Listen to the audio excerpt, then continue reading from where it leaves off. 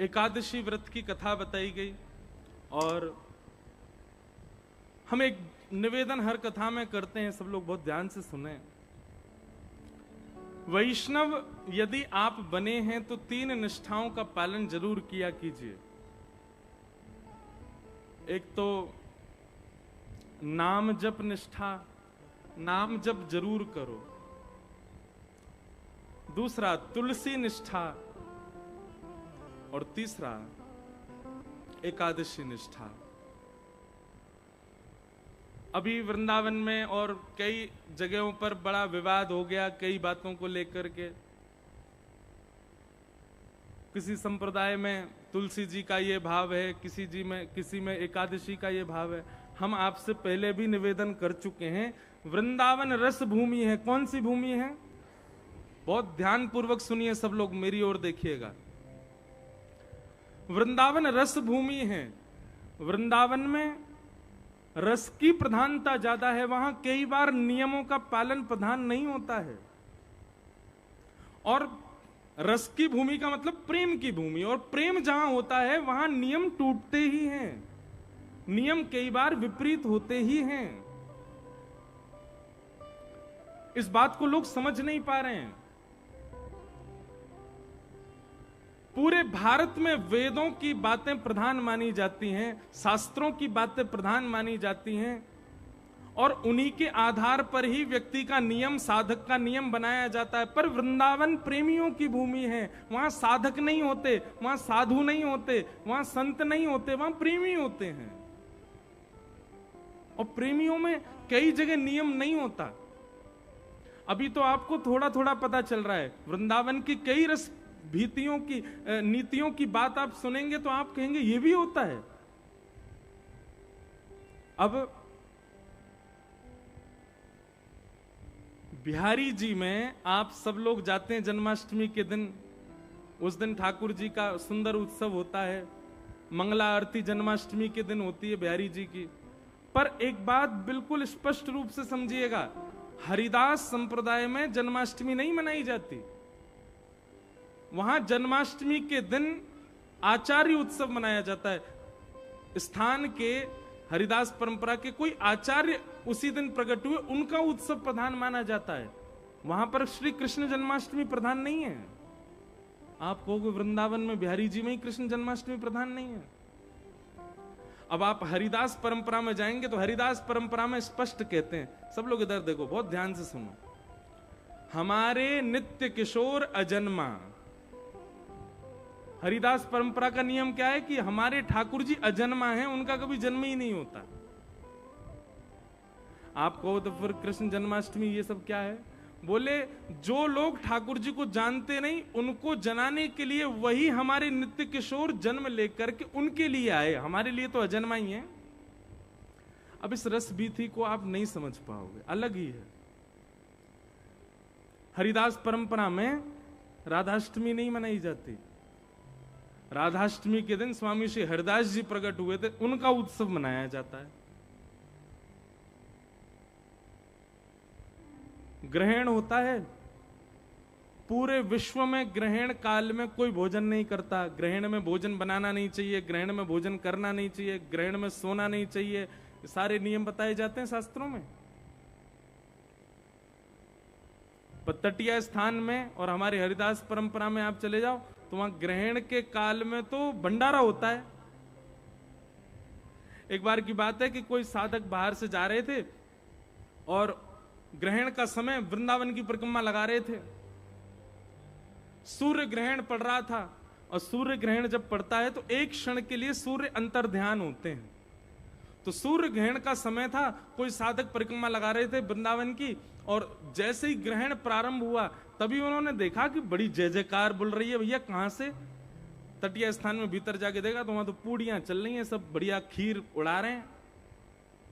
जाके बोले राम राम राम राम राम, ग्रहण पड़ रहा है और आप लोग भोजन कर रहे हो यहां पे?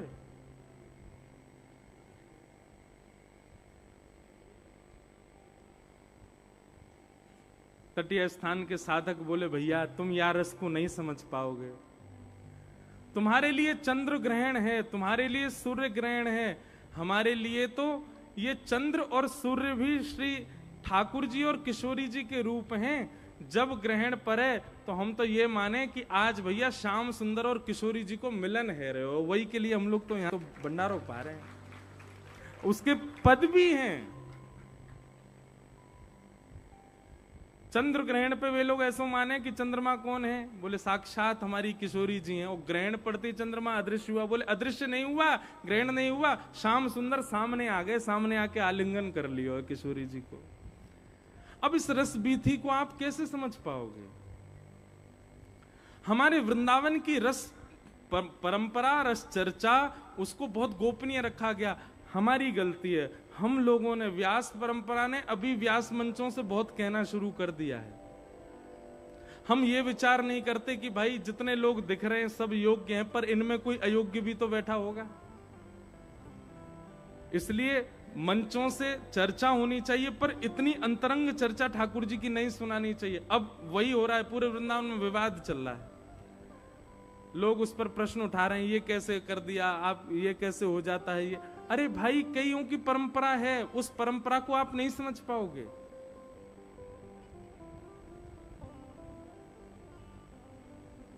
अब हमारे वृंदावन में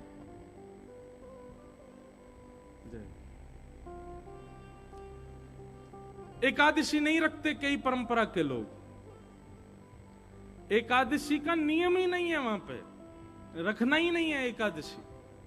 और हमारे शास्त्र कहते हैं कि एकादशी करनी चाहिए, एकादशी नहीं करो तो कितना घनघोर पाप लगता है।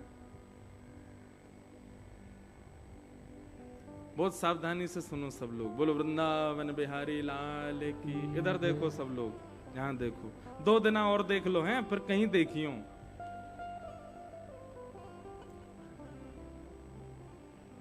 एकादशी नहीं रखी जाती वृंदावन में कई परंपरा में। वहां एकादशी ना रखने का कारण क्या है? अब हमारे लिए एकादशी का नियम क्या है? इसका मतलब ये नहीं कि तुम भी छोड़ दो, तुम्हें तो फिर पाप लग जाएगा। ये उन परंपरा वालों को ये अधिकार है कि वो नहीं करें तो उनके लिए ठीक है, पर हमको तो रखनी चाहिए, हम तो वैष्णव है, हमको करना ही है। पर जिस परंपरा में एकादशी का विधान नहीं है, वहां क्यों नहीं है, सुनिए। उनके यहां ऐसी भावना है कि एकादशी में अन्न में पाप का निवास होता है, अन्न में पाप का निवास होता है एकादशी के दिन, इसलिए अन्न नहीं पाना चाहिए। लेकिन हमारे वृंदावन की रस परंपरा में ऐसा मानते हैं कि भाई कल ठाकुर जी को रात्रि में भोग लगा, भोग लगने से पहले अन्न था, पर ठाकुर जी के सन्मुख पधराने के बाद वो भोग हो गया। अब वही भोग आज हम उसको देख करके पीछे कर रहे हैं, बोले क्यों, आज तो एकादशी है, आज तो हम अन्न पाएंगे नहीं, तो भोग का तो तिरस्कार हो जाएगा। उनकी भावना ऐसी है, रस परंपरा की भावना ऐसी है, कल जो भोग था आज एकादशी होने पर वो पाप कैसे हो सकता है, वो आज भी भोग ही है, इसलिए हम आज भी पाएंगे। इसलिए वहां की परंपरा में एकादशी नहीं है। जगन्नाथपुरी में एकादशी नहीं है, केवल जगन्नाथपुरी में एकादशी नहीं है। वहां एकादशी क्यों नहीं है? बोले भैया एकादशी उस अन्न को लगती है जो मानव बनाते हैं, पर जगन्नाथपुरी में तो रसोई घर की अधिष्ठात्री लक्ष्मी है, और लक्ष्मी यदि किसी अन्न को छू ले उसमें पाप कैसे आ जाएगा? आ ही नहीं सकता। इसलिए जगन्नाथपुरी में महाप्रसाद पाने में कोई दोष नहीं, बल्कि जगन्नाथपुरी में तो अदबद के चावल ही खवाए जाते हैं एकादशी के दिन। क्यों? क्योंकि लक्ष्मी बनाती हैं। वहां ऐसी भावना नहीं है कि वहां रसोई में कोई पुरुष भोजन बना रहा है या कोई पुरुष भोग सिद्ध कर रहा है। वहां की भावना ऐसी है कि जितने भी लोग रसोई घर में लगे जगन्नाथ जी के में, सब लक्ष्मी जी का अवतार हैं, सब लक्ष्मी जी के रूप हैं। इसलिए लक्ष्मी यदि अपने हाथ से कुछ बना रही है उसमें पाप कैसे रह सकता है? इसलिए भैया हमारी आपसे प्रार्थना है, वृंदावन की कई रस बीथियों में कई परंपरा शास्त्रों से, वेदों से, नियमों से बहुत उल्टी हैं। आप उसमें अपना दिमाग लगा करके और खास करके सोशल मीडिया पर उसको डाल डाल करके किसी परंपरा पर प्रश्न चिन्ह मत उठाइए। उस परंपरा को जानिए, उस परंपरा को समझिए। हम रामानुज वैष्णव परंपरा से हैं, पर पूज्य गुरुदेव भगवान की इतनी कृपा, संत जनों की इतनी कृपा, हम पंचायती हैं, हम सारी परंपराओं को पढ़ते हैं, सारी परंपराओं को मानते हैं, सबको वंदन करते हैं, सबकी कथा सुनाते हैं, सबके भाव को स्वीकार करते हैं और अपने तिलक वैष्णव स्वरूप, अपने गुरु मंत्र और अपनी परंपरा का निर्वहन करते हैं।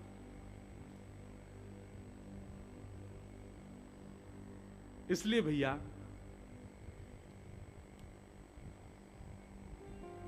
कई बार वृंदावन की रस बीथियों में, कई बार वृंदावन की रस चर्चाओं में शास्त्र और वेदों की बातों को जबरदस्ती लगाना जरूरी नहीं है। वृंदावन अलग है। हां, आप किसी अन्य स्थान की बात करो, वहां पर जरूर शास्त्र सम्मत बात होगी, पर वृंदावन में नहीं। अब ऐसे तो नियम है, बिना घंटी घड़ियाल के ठाकुर जी की आरती होनी चाहिए कभी? बिहारी जी में होती है, घंटी नहीं बजती, घंटा ही नहीं बजते, कोई घड़ियाल नहीं बजते, शंख वंख कुछ नहीं बजाते वहां पे, केवल आरती घूमती है। क्यों? ने 100 लाला है, जोड़ते शंख बजा दियो, घंटी घड़ियाल बजा दी, डर जाएगो। या हमारे बिना घंटा घड़ियाल की ठाकुर जी की आरती हो जाती है। पूरी दुनिया में ठाकुर जी ब्रह्म मुहूर्त में उठते हैं, बिहारी जी हमारे 8 बजे उठते हैं। क्यों? बोले ने 100 लाला है, आराम से उठेगो, सो के, इतनी जल्दी ना उठेगो। क्यों? ये प्रेम की बात है ना। जहां प्रेम और रस प्रधान होता है वहां पर शास्त्र आज्ञा गौड़ हो जाती है। इसका मतलब ये नहीं शास्त्र आज्ञा माननी नहीं है, पर जहां रस और प्रेम प्रधान है वहां वो चलेगी नहीं, वहां उस भाव को आप रख नहीं पाओगे। इसलिए भैया वृंदावन की कई परंपराओं में जो परंपरागत है उसको स्वीकार कीजिए, आप अपनी परंपरा का पालन करो। जलंधर से अमृतसर जाने के 4 तरीके हैं। ट्रेन से चले जाओ, बस से चले जाओ, पर्सनल गाड़ी से चले जाओ, बहुत ही पैसा आ गए हो तो हेलीकॉप्टर से चले जाओ। साधन 4 हैं पर पहुंचना तो सबको अमृतसर ही है ना। इसी प्रकार परंपराएं अलग अलग हैं पर पहुंचना सबको ठाकुर जी के पास ही है। अब बस की परंपरा में जो चलने वाला है, गाड़ी वाला सोचे कि नहीं भाई बस में एसी क्यों नहीं चल रहा, गाड़ी तो हम कहीं भी रोक के कुछ भी खा लेते हैं, बस क्यों नहीं रुकती सब जगह? अरे भाई बस की अपनी परंपरा है, वो अपने तरीके से चलेगी, जहां रुकना है वहीं रुकेगी, जहां चलना है वहीं चलेगी, जहां से मुड़ना है वहीं मुड़ेगी। अब गाड़ी की तरह बस थोड़ी चल जाएगी। ऐसी परंपराएं भी अलग अलग हैं, परंपराओं के मार्ग और परंपराओं की गतियां भी अलग अलग हैं। उसको उसका सम्मान कीजिए, उस पर प्रश्न मत उठाओ।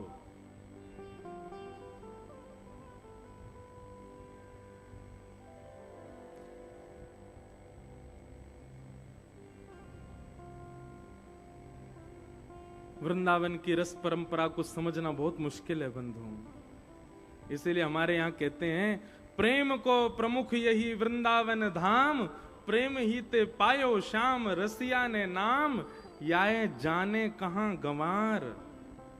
ये गंवार नहीं समझ पाते वृंदावन के प्रेम को।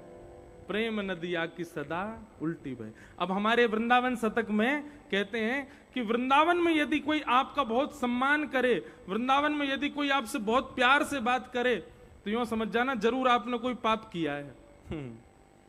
क्यों?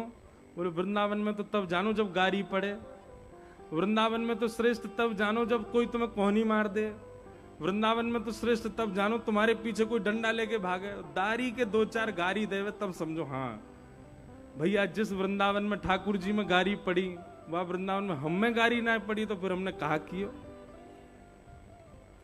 जा वृंदावन में ठाकुर जी उखल से बांध दिए, वह वृंदावन में हम सम्मान की इच्छा रख रहे हैं।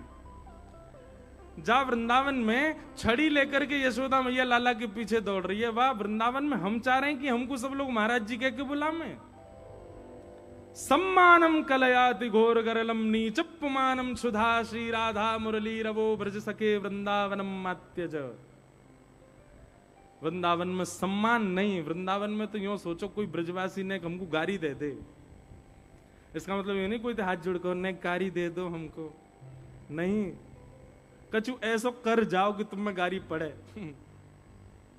कई ब्रजवासियों को, कई वैष्णवों को जो बाहर से आते हैं, वो वृंदावन में अद्भुत के ऐसे काम करेंगे जासो उनमें नेकाद थोड़ी जो है गारी पड़े। ऐसे भी लोग हैं कई। वृंदावन को समझना सामान्य बात नहीं है, अद्भुत है वृंदावन।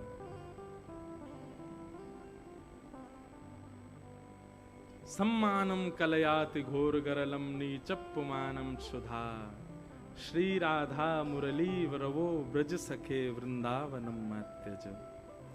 इसलिए भैया अब देखो, हरिराम व्यास जी की एक चर्चा सुनाऊं। हरिराम व्यास जी संतों के भक्तमाल जी में लिखा है कि हरिराम व्यास जी इतने संत वैष्णव स्वरूप के उपासक थे कि कोई झूठे को तिलक लगा के आ जाता, हरिराम व्यास जी उसको भी प्रणाम करते थे। एक बार हरिराम व्यास जी की संत भेष की परीक्षा लेने के लिए, कि भाई इनकी संतों में बड़ी निष्ठा है, परीक्षा लेने के लिए एक संत उनके यहां पर प्रसाद पाने आए। तो हरिराम व्यास जी जुगल किशोर जी की सेवा करते थे। हरिराम व्यास, जुगल किशोर जी अभी कहां विराजते हैं? पन्ना में, मध्य प्रदेश में। पहले वृंदावन की ठाकुर हैं। तो जुगल किशोर जी की सेवा करके राजभोग थाली में सजा करके भिजवा रहे थे मंदिर में। इतने में एक संत आ गए और संत ने आगे कहा, व्यास जी हमको बहुत जोर की भूख लगी है, कछु प्रसादी पवाओ। तो हरिराम व्यास जी बोले, महाराज जी थोड़ी देर विराजो, अभी राजभोग की थाल गए हो भीतर, पहले जुगल किशोर जी भोग लगा लें, फिर प्रेम से आप पहियो। तो संत ने क्रोध कर दिया, बोले अच्छा, हम एक तो सुबह से भूखे प्यासे, ऊपर से तुम हमको और प्रतीक्षा करने के लिए कह रहे हो। अरे अभी 40-45 मिनट जुगल किशोर जी भोग लगाएंगे, तब तक हम भूखे बैठे रहेंगे क्या? हरिराम व्यास जी बोले, नहीं नहीं नहीं नहीं भगवान, आप बैठो, सुनो, जुगल किशोर जी का थाल बाद में जाएगा, पहले इनको पवाओ। ठाकुर जी का थाल सामने से उठवा लिया, भोग ही नहीं लगने दिया ठाकुर जी का, और भोग थाल मंगवा करके संत के आगे रखा। बोले पहले आप जीम लीजिए, ठाकुर जी बाद में पालेंगे, हमें पता है ये वृंदावन है, ठाकुर जी को बुरा नहीं लगेगा, ठाकुर जी चाहे पहले वैष्णव पावे, आप पाओ। तो संत तो परीक्षा लेने आए थे कि मैं संत भेष, इनकी संतों में कितनी निष्ठा उसकी परीक्षा लूं। तो संत ने पहले में तो पास हो गए, बताओ ठाकुर जी का भोग उठवा दिया संत के लिए, जबकि ये पाप है। आप ठाकुर जी का भोग कैसे उठवा सकते हो? पर हरिराम व्यास जी के मन में ये आई कि पाप लगेगा तो नरक चलो जाऊंगा, लेकिन संत भूखो नहीं रहना चाहिए। ठाकुर जी ने कहा देर भूखे रह लेंगे, थाल धरवा दियो। अब संत ने जीवना प्रारंभ किया। जैसे ही जीवना प्रारंभ किया महाराज, तो कुछ स्वाद में कुछ ऊपर नीचे हो गया था, कुछ कहीं मिर्च ज्यादा हो गई होगी, कुछ हुआ होगा। अब संत तो इतने उतावले हो गए, अरे बहुत जोर की मिर्च लग गई, जल लाओ जल लाओ। जल लाने में विलंब कर दिया तो संत ने क्रोध में भर के पूरी थाल उठा करके हरिराम व्यास जी के सिर पे ही मार दी।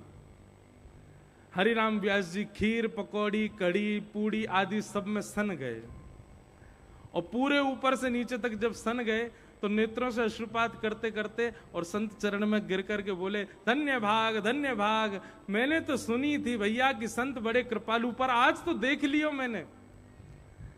कोई ने आकर के गई, उनने आपके मुंह पे थाल मार दी और आप कह रहे हो कृपा संत की। हरिराम व्यास जी बोले, भैया या ब्रज की परंपरा है कि यहां संत जब प्रसाद पाले तो उनकी पत्तल में जो झूठन बच जाए, वाकू पाने से करोड़ करोड़ कल्पन तक करवे वारे यज्ञ को फल प्राप्त होवे। लेकिन धन्य है ऐसे संत, इनने शीत प्रसाद ही छोड़ी नहीं मेरे लिए, सीधे मेरे मुंह पे ही मार दे। बोले तू ही पाले याकू। भाव की बात। अब हम आप सब लोग होते तो हम क्या करते? संत की FIR होकर आते, बनते हैं संत, अपने मन मुंह पे थाल मार रहे हैं हमारी पे।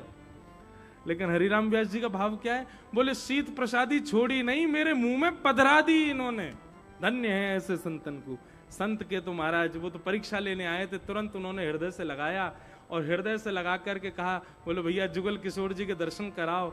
आज जुगल किशोर जी इतने प्रसन्न, जैसे ही कपाट खोले जुगल किशोर जी की 2 दत्तुइयां दिख रही थी, इतने प्रसन्न थे आज जुगल किशोर जी हरिराम व्यास जी के भाव पर। वृंदावन के भाव उल्टे हैं, वृंदावन के भाव सब जगह से विलग हैं। इसलिए वहां की परंपराओं पर, वहां के भावों पर प्रश्न मत उठाया कीजिए। वहां जैसी जो परंपरा है, वहां जैसी जो विधा है, उसको अब देखो। एक और बात बताऊं, कई बात नहीं पता होंगी आपको, मैं सब बताऊंगा भी नहीं तो प्रश्न घूमेंगे फिर।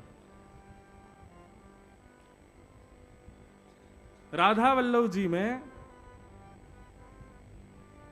40 दिन होरी चलेगी, खूब रंग उड़ेगो, खूब रंग उड़ेगो, लेकिन धुलेटी वाले दिन, जिस दिन पूरे वृंदावन में होली हो रही होगी, उस दिन वहां पर रंग नहीं उड़ता।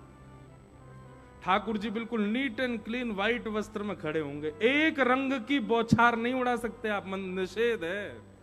क्यों? बोले उस दिन कोई आचार्य का तिरोभाव उत्सव है, उस भाव से वहां पर होली उत्सव नहीं होता। हमारे वृंदावन में आचार्यों के उत्सव प्रधान हैं, और आचार्यों ने जिस भाव से जैसी नियम बना दी वो नियम प्रधान है। वहां पर कई बार शास्त्र और वेदों की बातों को इतना प्रधान नहीं माना जाता, इसलिए वहां की परंपरा में आप हस्तक्षेप मत कीजिए। वृंदावन में जिस परंपरा में जो भाव है उसको वैसे स्वीकार, अपनी परंपरा का पालन करो। हमारी परंपरा में एकादशी है, हमारी परंपरा में भोग में तुलसी पधराने की परंपरा है, हमारी परंपरा में आरती में घंटे घड़ियाल बजाने हैं, हमारी परंपरा में ठाकुर जी को धूप दिखानी। अब कई मंदिरों में धूप आरती नहीं होती, क्यों? ठाकुर जी को खांसी आ जाएगी धूप कर दे तो। अब सब जगह अपने अपने भाव है। अब श्रीनाथ जी में शयन आरती नहीं होती, गिने चुने दिन हैं साल भर में, केवल तभी शयन आरती होगी। क्यों शयन आरती क्यों नहीं होती? बोले वहां ये भाव है कि श्रीनाथ जी रात में यहां सोते नहीं है, सोने तो वो गिरिराज जी जाते हैं, तो गिरिराज जी में शयन आरती होती है। वहां उदयपुर से 800 किलोमीटर दूर गिरिराज जी में 700 किलोमीटर दूर, वहां शयन आरती होती है ठाकुर जी की। क्यों? बोले ठाकुर जी सोवे यहां जाऊं मैं। सबकी अपनी अपनी भाव, अपनी अपनी परंपरा।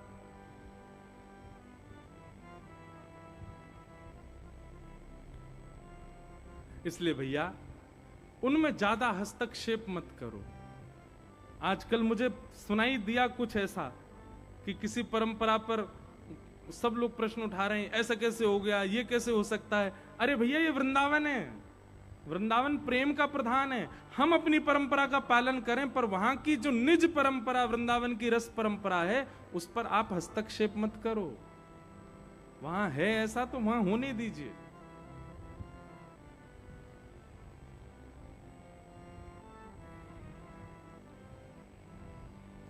एकादशी,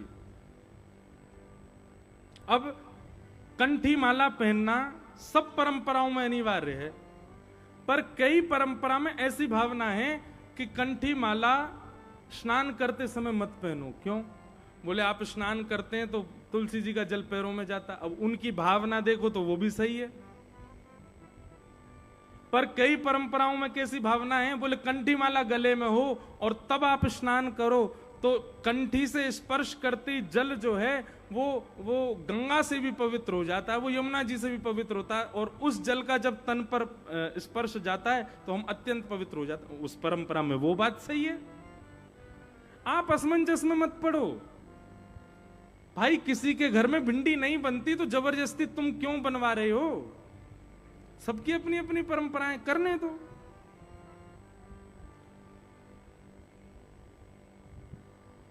अपनी परंपरा का पालन करो, अपनी गुरु आज्ञा का पालन करो।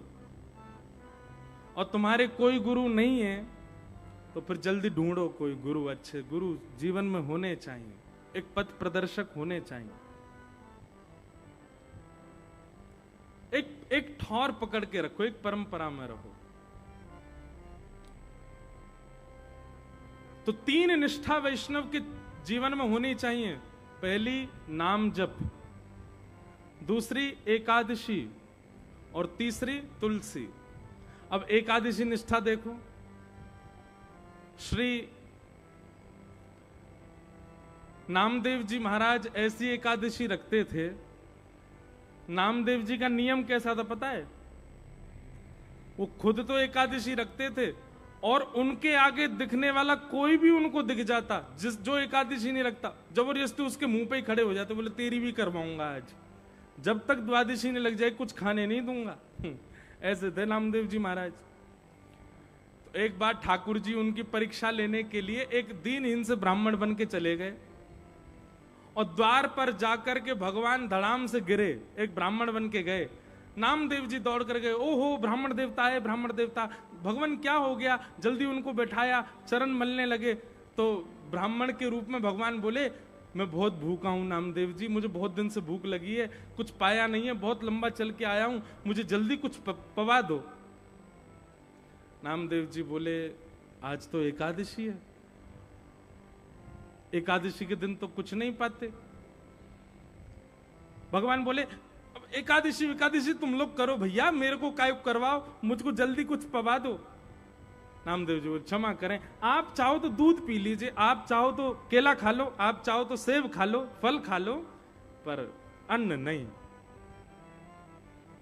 ब्राह्मण बोला, मुझे तो अन्न की भूख है। अरे भैया रोटी खवाओ, सब्जी खवाओ, चावल खवाओ। बोले, माफ करना भगवान, आज तो एकादशी, आज नहीं पवा सकता। ठाकुर जी बोलने लगे, मेरे प्राण निकल जाएंगे, अगर मुझे अन्न नहीं खवाया तो मेरे अभी प्राण निकल जाएंगे। नामदेव जी बोले, बहुत अच्छा, प्राण निकल जाए तो एकादशी के दिन प्राण निकलेंगे, सीधे वैकुंठ ही जाओगे, लेकिन अन्न नहीं मिलेगा आपको खाने को। पड़ोसी इकट्ठे हो गए वहां पे, पड़ोसी इकट्ठे होकर के सब कहने लगे, अरे नामदेव तुम एकादशी करो, अपने परिवार से करवाओ, बेचारे ब्राह्मण को क्यों मार रहे हो। नामदेव जी बोले, क्षमा करना, आज मैं इनको करने नहीं दूंगा, आज तो इनको एकादशी होके रहेगी इनकी। कोई पड़ोसी आया, ब्राह्मण का हाथ पकड़े, आप मेरे घर चलो, मैं आपको रोटी पवाऊंगा। नामदेव जी चरणों में गिर गए, बोले, जाने भी नहीं दूंगा। अब मुझे पता चल गया है कि ये अन्न खाएंगे तो मेरी एकादशी भी टूटेगी, मैं इनको भी नहीं खाने दूंगा। भगवान इस स्थिति तक में पहुंच गए, बोले कि मेरे प्राण निकलने वाले हैं, मैं बस अंतिम श्वास आ ही रही है, मेरे प्राण निकल ही जाएंगे, नामदेव मुझे कुछ खिला दो। बोले, भैया सब बैठ के भजन करो, आप सीधे वैकुंठ जाना, हाँ आज एकादशी है। पाने को मना नहीं कर रहे हैं, दूध पी लीजिए, केला खा लीजिए, सेब खा, फल खा लो, पर अन्न नहीं। भगवान बोले, अभी तक तो नामदेव पास हो रहा है, लेकिन अब प्राण निकाल के देख ही लेते हैं। और उस दीनहीन से ब्राह्मण के रूप में भगवान ने अपने प्राण निकाल दिए, अचेत होकर गिर गए पृथ्वी पर। जैसे ही अचेत होकर के गिरे, सबने जल डाला, नाड़ी देखी, धड़कन देखी तो अचेत हैं। सब लोग कहने लगे, अरे नामदेव ऐसी एकादशी क्या काम की, एक ब्राह्मण मर गया तेरे द्वार पे आके। नामदेव जी के नेत्र सजल हो गए, लकड़ियां इकट्ठी करके लाए, अपने घर के आंगन में ही चिता बना दी, और उस पर ब्राह्मण देवता का शरीर पधरा दिया।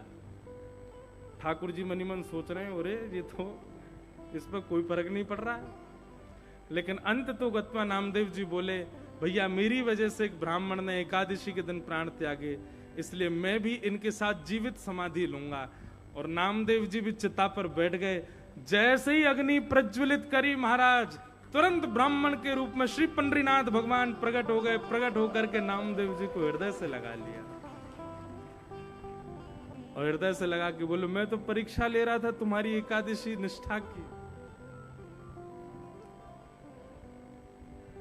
एक बात बहुत ध्यान से सुनिएगा बंधुओं, एक होता है कट्टरपंथी होना और एक होता है निष्ठावान होना। दोनों में अच्छा क्या है बताओ?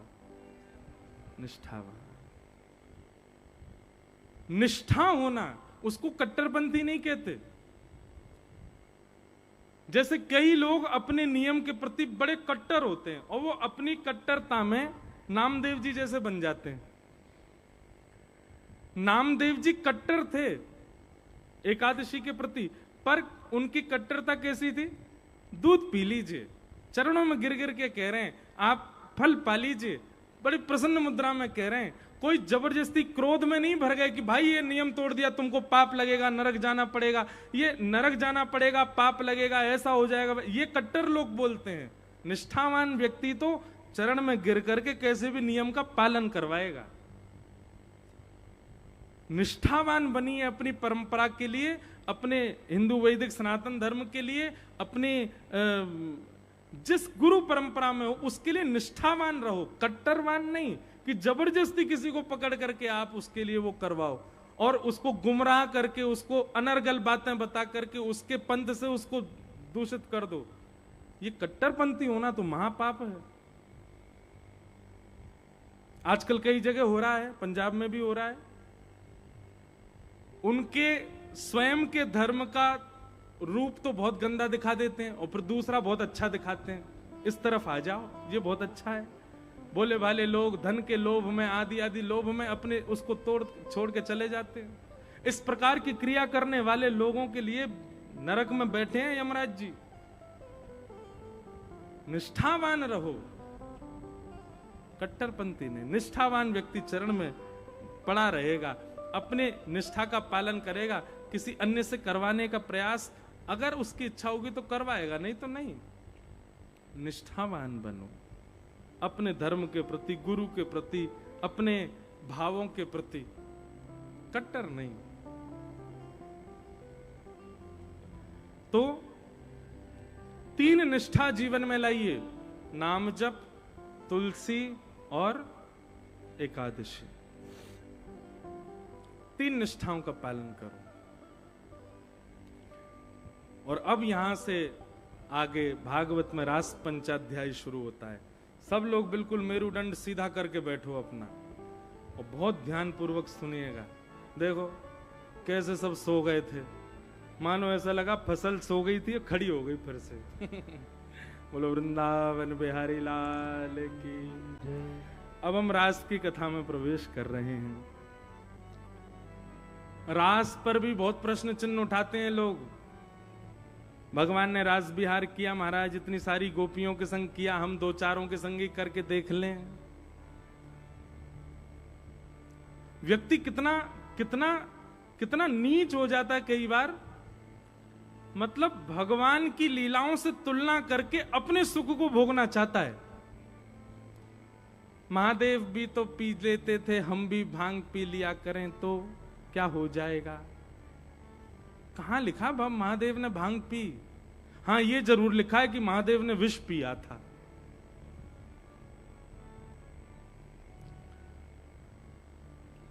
रास बिहार कहते किसको हैं? बहुत सावधानी से सुनिएगा कथा को। रास बिहार की कथा सुने हम लोग। मैं हर कथा में इस बात का प्रतिपादन करता हूं। 2 बातें हैं, रस और रास। कौन कौन सी? रस और रास। हम आप लोगों की जो श्रेणी है, हम आप लोगों की जो कैटेगरी है अभी की, वो है रस की कैटेगरी। काय की कैटेगरी? रस। हम रस में हैं। और हमारा गंतव्य क्या है? हमको पहुंचना किस कैटेगरी में? रास की कैटेगरी। रस और रास, इन दोनों में अंतर क्या है? हम लोग प्रयास करते हैं ठाकुर जी से मिलने का, हम लोग प्रयास करते हैं ठाकुर जी को देखने का, हम लोग प्रयास करते हैं ठाकुर जी को सुनने का, हम लोग प्रयास करते हैं ठाकुर जी के अनुभव का। इन सबको कहा जाता है, जहां हम प्रयास कर रहे हैं वो है रस। और जहां हमारे रस से आनंदित होकर के, हमारी भक्ति से आनंदित होकर के ठाकुर जी प्रयास करते हैं हमसे मिलने का, उसको कहते हैं रास। हम में से किसी के संग अभी तक रास नहीं हुआ है, अभी तक रस हुआ है। पर रास होता है कभी कभी। पता है कैसे होता है?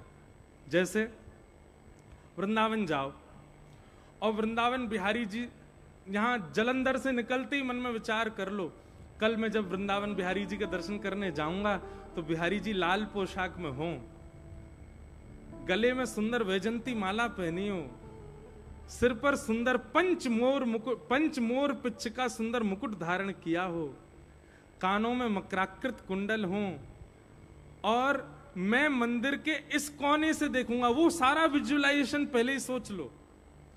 और तभी मैं आगे जाऊं, पुजारी जी ऊपर से माला जैसी डालें महाराज, वो अपने आप मेरे गले में आ जाए। श्री बिहारी जी लाल लाल पोशाक में कल मेरे भाव से मुझको दर्शन कराएं, ये आप पहले ही विचार करके चले जाओ।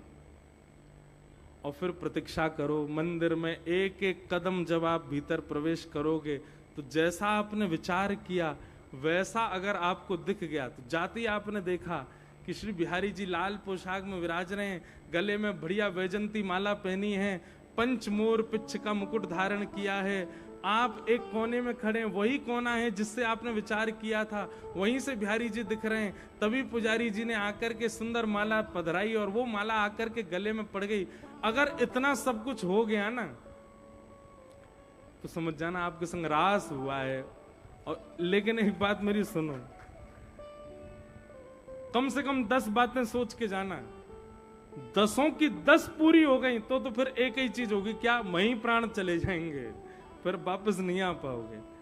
10 बात सोच के जाना, एक ही पूरी हो बस।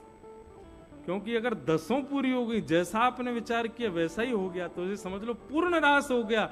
और पूर्ण रास का मतलब ये हो गया महारास। महारास का मतलब है कि फिर आप वापस संसार में आ ही नहीं पाओगे, फिर तो आप बिहारी जी में विलीन हो जाओगे।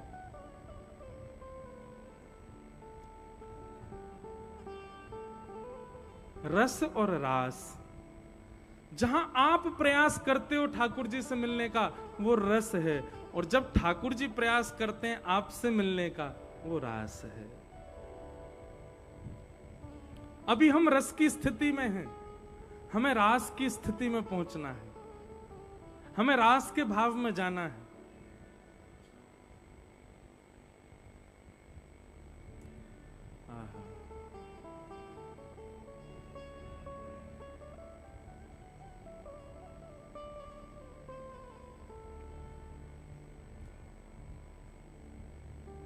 श्री कृष्णदास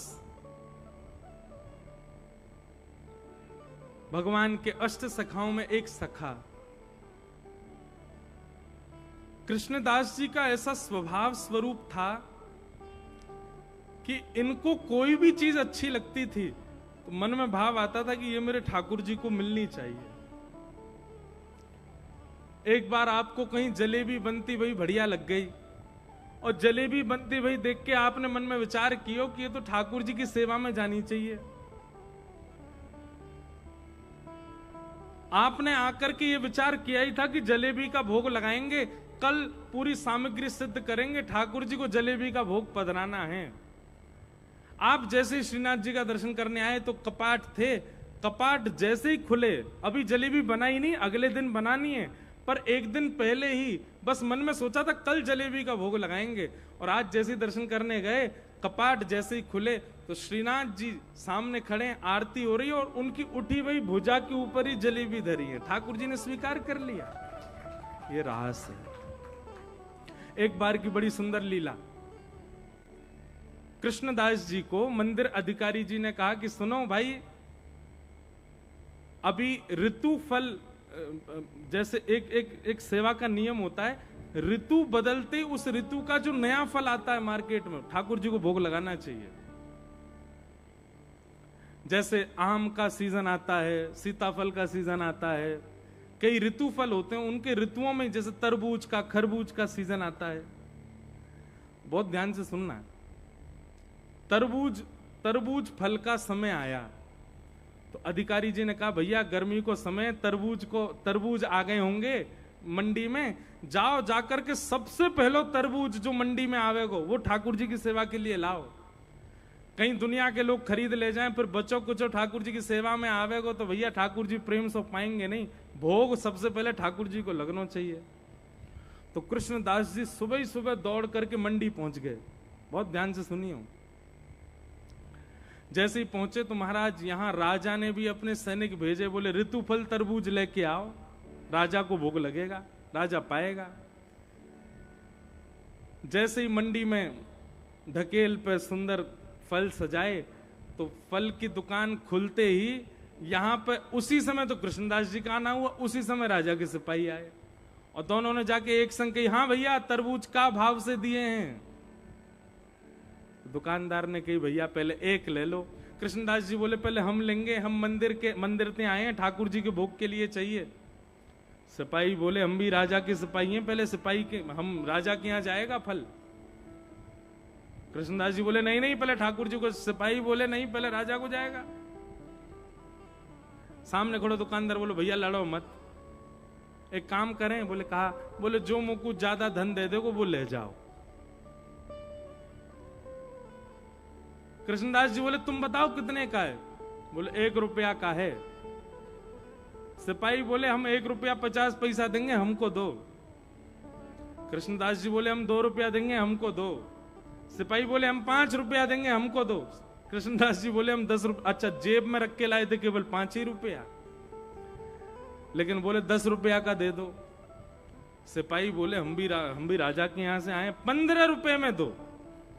कृष्णदास जी बोले तुम कछु मत सोचो, 20 रुपया कर दो, हमको दो, पहले ठाकुर जी को जाएगो। करते करते महाराज मोल पहुंच गया 100 रुपया। उस समय में 100 रुपया बहुत होता था, और 1 तरबूजे का भाव लग रहा है ये। जैसे ही 100 रुपया पहुंचा, कृष्णदास जी बोले 100 रुपया। तो सिपाही बोले 100 रुपया का तरबूज ले गए तो राजा तरबूज से पहले हमको काट देगा। तो सिपाही सब बोले आप ही ले जाओ। कृष्णदास जी बोले तो फिर अब हमारो ही है गयो, तो भैया फिर उतने में ही दे दे जितने में पहले दे रहो।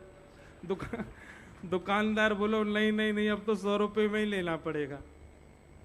तो कृष्णदास जी बोले सुनो जी, 5 रुपया तो रखो, बचे कुछ हम बाद में दे देंगे, हमारे लिख लेना। हाँ, दुकानदार बोला ठीक है। 100 रुपए का तरबूज लेकर के आए महाराज। उस समय में लाखों हो गए वो।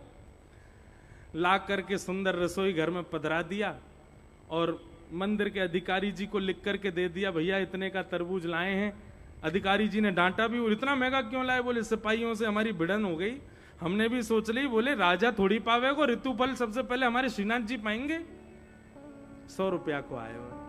बोले 100 रुपया में तो साल भर की सब्जी आ जाती है, आप एक फल लेके आए 100 रुपए का। बोले ठाकुर जी के लिए लिया है, नहीं तो हम नहीं लाते। तो चलो ठीक है। फल का भोग ठाकुर जी को लगता उत्थापन में, मतलब शाम को। फल का भोग सदैव ठाकुर जी को लगेगा ऐसे कोई 3-4 बजे जब मंदिर खुलता है तब। 3-4 बजे का समय। अब मंदिर पुजारी जी जैसे ही गए रसोई घर में जाकर के देखा तो वहां तो फल था ही नहीं, फल चोरी हो गया। कृष्णदास जी से जाके कहा एक तो 100 रुपया का फल लाए, ऊपर से उसको कोई उठा और ले गया। कृष्णदास जी तो बहुत रोए, मंदिर का हमने इतना घाटा करा दिया, इतना महंगा फल ले गया, उसको भी कोई चोरी कर ले गया। कृष्णदास जी के मन में मोल की चिंता ज्यादा नहीं थी, उनको एक ही चिंता थी कि ऋतु फल ठाकुर जी को भोग में नहीं आ पाया। मंदिर में सब इकट्ठे हुए, ठाकुर जी के कपाट खुलने का समय था। कृष्णदास जी को अधिकार था कि वे पहले भीतर जाकर के कीर्तन गाना प्रारंभ कर देते थे, बाकी लोगों के लिए दर्शन बाद में खुलता था। बहुत ध्यान से सुनना। तो कृष्णदास जी तो बड़े उदास मन में सोचन लगे, बोले जय जय को आज भोग नहीं लग पायो है, कहा करूं। सबने कही कृष्णदास जी आप भीतर जाओ, कीर्तन करना प्रारंभ करो। कृष्णदास जी ने जैसे ही भीतर प्रवेश किया, पर्दा के भीतर जाकर के देखा तो क्या पाया? एक तरफ किशोरी जी खड़ी हैं, दूसरी तरफ ठाकुर जी खड़े हैं, और दोनों वही तरबूजते ही एक दूसरे पर गेंद गेंद करके खेल रहे हैं भीतर ही। ठाकुर जी वहां फलकू लेकर के एक दूसरे के संग क्रीड़ा कर रहे हैं, और कृष्णदास जी ने जैसे ही जाकर के देखो सोई दोनों एक है करके श्रीनाथ जी के रूप में खड़े है गए। कृष्णदास जी बोले चोरी तो पकड़ी गई, जय जय मैंने देख लियो, आप कहा कर रहे, जय हो बले बले जाऊं जय जय। मैं तो सोच रहा हूं मैं पधराऊं फलकू, लेकिन ठाकुर जी ने तो मेरे मन को भाव पहले ही स्वीकार कर लियो, पहले ही वासो क्रीड़ा कर रहे हैं। तो इस लीला को आप क्या कहेंगे? ये रस है कि रास है? ये रास। जहां ठाकुर जी अनुग्रह करें भक्त के भाव पर, वो रास है। रास का मतलब नृत्य नहीं होता है, रास का मतलब हरि कृपा होती है। ब्रज की गोपियों के साथ नाचे नहीं है ठाकुर जी, तो हर गोपी को इतना समय दिया है, हर गोपी को इतनी प्रधानता दी है जितनी प्रधानता किशोरी जी को देते हैं ठाकुर जी। और इतनी प्रधानता किसी गोपी को मिले तो वो गोपी नाचेगी नहीं। अरे हम सामान्य से ब्रजवासी कुछ नहीं, थोड़ी बहुत तोतली वाणी में कथा करते हैं, हम किसी के घर चले जाएं तो घर के सारे लोग नाचते हैं, तब मन में भाव आता है कि हम सामान्य से बालक किसी के घर जाते हैं, लोग नाचने लगते हैं, ठाकुर जी किसी के घर जाएंगे तो वो नाचेगा नहीं, उसकी स्थिति क्या हो जाएगी? ब्रज की लाखों गोपियों को ठाकुर जी इतना प्रेम संबंध प्रदान कर रहे हैं, तो प्रेम की चरम स्थिति जब होती है तब नृत्य ही होता है। पर नृत्य का मतलब रास नहीं होता। रास का मतलब भगवान के द्वारा भक्त से मिलन, वो रास। समझ में आई बात? तो ऐसा रास हुआ।